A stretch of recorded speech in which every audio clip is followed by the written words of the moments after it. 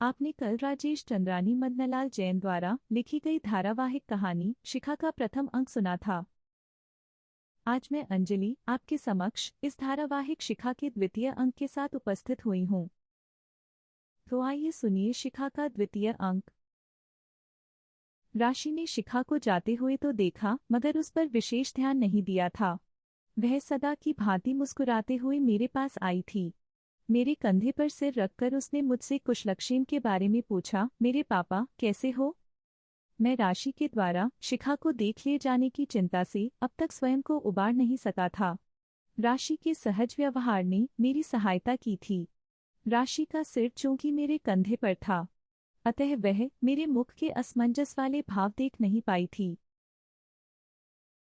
राशि की पीठ स्नेह से थपथपाते हुए मैंने उत्तर देने के स्थान पर प्रश्न किया। राशि, बिना बताए अचानक तुम कैसे आई हो? सब ठीक तो है ना? राशि अब मेरे से अलग हुई थी। वह हंसते हुए बोली थी, पापा, आपको सरप्राइज देने के विचार से मैंने अपने आने के बारे में नहीं बताया। फिर चुप होकर राशि मेरे मुख को निहारने लगी। मेरी स्थिति बड़ी ही विषम हो रही थी। मुझे सरप्राइज देने की कोशिश में शिखा को मेरे साथ अकेले में देखना स्वयं राशि के लिए सरप्राइज हो गया है, मुझे यह विचार परेशान कर रहा था। निश्चित ही मैं परेशानी की ये भाव राशि से छुपा नहीं पाया था। मेरी बेटी ने शायद अपने पापा की विषम स्थिति के प्रति संवेदना अनुभव की थी। राशि ने जैसे मेरी सहायता की हो, उसने मुझसे दृष्टि हटाते हुए मेरे कुछ कहने की प्रतीक्षा नहीं की और कहा, पापा, मेरी एक फ्रेंड है। उसे हुई डेंगू फीवर के खतरनाक हो जाने से वह 3 दिन से यहाँ हॉस्पिटल में भर्ती है। मैं उससे ही मिलने, उसे देखने आई हूँ। मेरे पास घर की अतिरिक्त चाबी है, अतः मैंने आप घर पर होंगी या नहीं इसकी चिंता नहीं की। अब तक मैंने अपने मनोभाव नियंत्रित कर लिए थे। मैंने उसका ट्रॉली बैग लिया और बेडरूम की तरफ बढ़ते हुए पूछा, अभी तुम स्नान करोगी या सीधे भोजन करना चाहोगी? पहले मैं हल्का शावर ले लेती हूँ। माँ यहाँ नहीं है पता होने से मैं घर से चलते हुए टिफिन साथ लेकर आई हूँ। वॉशरूम से आने के बाद भोजन करती हूँ। फिर विराम लेकर राशि ने पूछा, आपने भोजन किया या नहीं? राशि के प्रश्न सहज थे। मेरे मन में चोर था। मैं उसके सहज प्रश्नों से परेशान हो रहा था। मैं दुविधावश यह नहीं कह पाया कि मैंने शिखा के साथ भोजन कर लिया है। कुछ पल के विचार उपरांत मैंने कहा, मैंने अभी ही भोजन किया है। तब राशि वॉशरूम में चली गई थी। मैं सोफे पर आकर ढह गया था। सोच रहा था कि मैंने कुछ किया ही नहीं है। शिखा मेरे बुलाने पर तो आई नहीं थी। शिखा ने भोजन भी अपनी इच्छा से बनाया और खिलाया खाया था। इसमें मैंने कोई बुरी बात तो की नहीं थी। फिर मुझ पर क्यों यह अपराध बोध हावी हो रहा था? मैं व्यर्थ की समाज मर्यादाओं को धिक्कार रहा था, जो पुरुष नारी की सहज भेंट को भी संदेह से देखा करती हैं। राशि के वॉशरूम से आने के पहले मैंने तय कर लिया कि उसके द्वारा कुछ पूछते ही मैं शिखा के बारे में सब सच कह दूंगा। राशि आई थी। उसके हाथ में टिफिन था। राशि, यह टिफिन तुम अभी फ्रिज में रख दो। डिनर में इसे हम साथ खा लेंगे। अभी फ्रिज में रखा भोजन ले लो, तुम्हें वह अच्छा लगेगा। ठीक है पापा, राशि ने मेरा कहना मान लिया था। फिर वह रसोई में गई थी। उसके पीछे पीछे मैं भी था। राशि क्रॉकरी लेने यूटिलिटी में गई थी। वहां सिंक में प्लेट्स आदि इतनी थी जिनसे स्पष्ट होता था और इस बात की चुगली भी होती थी कि ये 2 लोगों के अभी ही के भोजन के जूठे किए बर्तन हैं। फ्रिज में रखा भोजन भी कुक के हाथ का नहीं बल्कि किसी गृहिणी के हाथ का बना लग रहा था। राशि ने उसमें से अपने लिए भोजन लिया और माइक्रोवेव में गर्म किया था। फिर वह डाइनिंग टेबल पर आ गई और उसने खाना शुरू किया था। मैं भी उसके सामने बैठ गया था। भोजन बहुत स्वादिष्ट है, राशि ने भोजन की प्रशंसा की थी। उसकी बात से मैं उत्साहित हुआ। मैंने फ्रिज से कुछ सामग्री और ली एवं उसे माइक्रोवेव में गर्म किया। फिर मैंने राशि को स्नेह और आग्रह करते हुए अधिक खाने को प्रोत्साहित किया था। इस सब के बीच मेरी बेटी ने मेरा अपने पापा का मान एवं विश्वास बने रहने दिया था। राशि ने देखा तो बहुत कुछ था, मगर प्रत्यक्ष में उस पर कोई शंका या गलत प्रश्न नहीं किया था। यद्यपि मुझे यह ज्ञात नहीं कि उसके मन में क्या था। उसके भोजन कर लेने के बाद मैंने कॉफी बनाई थी। साथ कॉफी पीते हुए मैंने स्वतः ही शिखा को लेकर हुआ सब सच बता दिया था। राशि ने यह सुनकर सरलता से इस पर विश्वास कर लिया और कहा, पापा, शिखा निश्चित ही अपने विरुद्ध कार्यवाही से डरी हुई है। आप कल उस पर से कार्यवाही की अपनी लटकाई तलवार हटा लेना। अनुशासन आवश्यक तो है, मगर उसने जो किया है उतनी अनुशासनहीनता तो अब बहुत सामान्य बात हो गई है। मैंने सहमति में सर हिला दिया था। तब राशि अपनी फ्रेंड से मिलने गई थी एवं मिलकर वापस आई थी। उसकी फ्रेंड की स्थिति में अब काफी सुधार हो गया था। अगली सुबह राशि चली गई थी। अगले दिन मैं ऑफिस गया था। मुझे उत्सुकता थी, अनुशासनात्मक कार्यवाही से बचने के लिए शिखा मुझसे किन शब्दों में प्रार्थना करती है।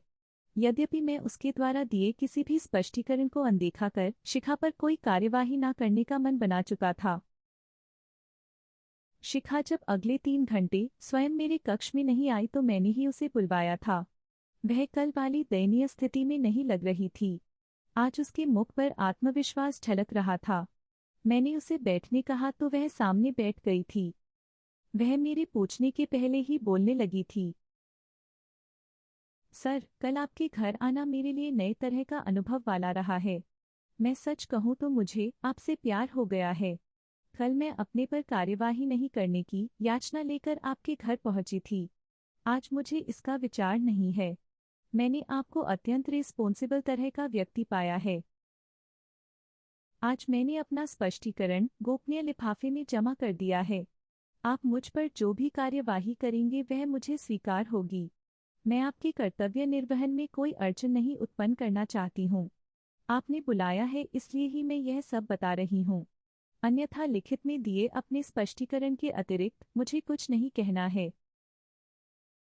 मैंने ध्यान से उसके एक एक शब्द सुने, फिर कहा, ठीक है, मैं आपका एक्सप्लेनेशन देख लूंगा। आप अपनी सीट पर जाकर निश्चिंत होकर अपना कार्य कीजिए। शिखा चली गई थी। मैं अपने काम में लग गया था। अपने काम के बीच में ही मैंने ईआरपी में शिखा की सर्विस प्रोफाइल देखी थी। वह 28 वर्ष से विभागीय सेवा में थी। वह दिखने में जितनी दिखती थी उससे कहीं बड़ी 50 वर्ष की उम्र की थी। यह मेरी अचरज का विषय था। शाम को मैंने डॉकपैड में उसके उत्तर वाला गोपनीय लिफाफा देखा। मैंने उसका दिया स्पष्टीकरण पढ़ा। शिखा ने अपनी गलती लिखकर स्वीकार की थी। लिखा था कि उसे अगले दिन दौरे पर जाने वाले अपने पति की सेवा में लग जाना पड़ा था। इस कारण पिछले दिन उसे रुचिकर एक वेब सीरीज के अंतिम 4 मिनट का भाग देखना शेष रह गया था। क्या हुआ है उसका अंत, इसकी उत्सुकता होने से उसने मोबाइल नेट पर उतना भाग कार्यालय में देख लिया था। शिखा ने आगे लिखा था, वह सहकर्मी जिसने मेरी शिकायत की है वह मुझे लेकर बुरी भावना रखता है, चूंकि मैंने उसके गलत प्रस्ताव को अस्वीकार कर दिया था। इस कारण वह मुझसे चिढ़ रखता था। इतना लिखने के बाद शिखा ने मेरे आदेशों की अवहेलना करने का अपना दोष मान लिया था। उसने लिखा था, इस कार्यालय में कार्य एवं अनुशासन मेरा भी दायित्व है, इसलिए आप जो उचित समझें मेरे विरुद्ध वह कार्यवाही करें। आगे उसने निवेदन लिखा था, मुझे इस कार्यालय से स्थानांतरित कर दिया जाए ताकि मुझे परेशान करने वाला सहकर्मी मेरा पीछा छोड़ दे और मैं दूर रहकर अपना विभागीय काम यथा प्रकार से कर सकूं। अगले दिन मैंने अपने अधीनस्थ एक मैदानी कार्यालय में शिखा के स्थानांतरण का आदेश जारी कर दिया था। मैंने शिखा पर अन्य कोई कार्यवाही नहीं की थी। फिर उसी शाम शिखा को अपने कार्यालय से कार्यमुक्त कर दिया था। मेरे मातहत कर्मियों ने इसे शिखा पर उसकी अनुशासनहीनता के विरुद्ध की गई कार्यवाही माना था। शिखा पिछले 10 वर्षों से इसी कार्यालय में कार्यरत थी, अतः सभी सहकर्मियों ने शाम के समय पार्टी करके उसे भावभीनी विदाई दी थी।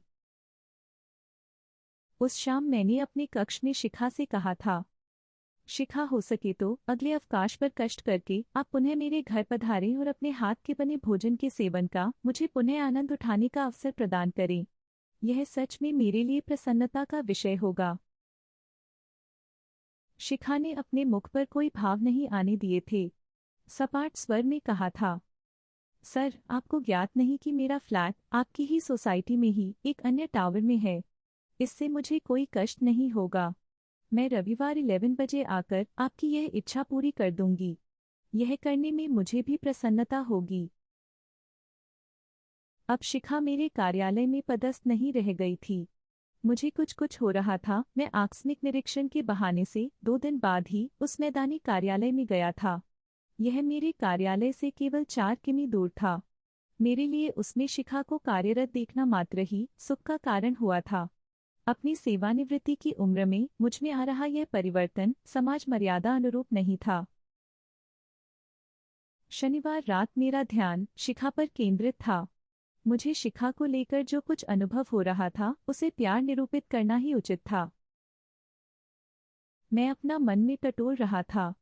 ऐसा क्यों हुआ? मुझे इसके 2 कारण लग रहे थे। पहला, उसका 5 मिनट तक मेरे दरवाजे पर खड़े रहना।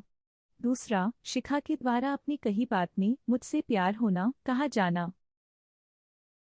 मैं सच लिखूं तो उस रात मुझे नींद 3 घंटे तक नहीं आई थी।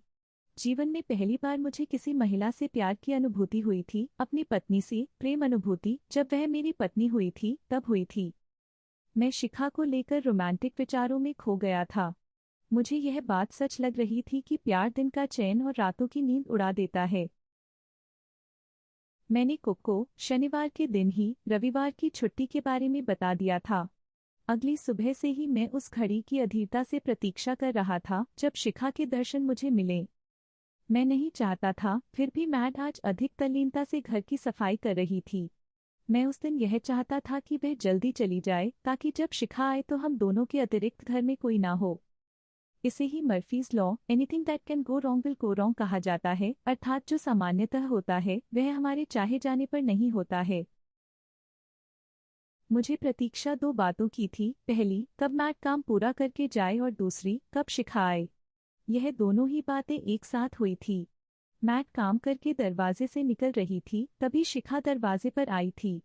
मैट ने मेरे ना चाहने पर भी शिखा का मेरे घर में आना देख लिया था। क्रमशः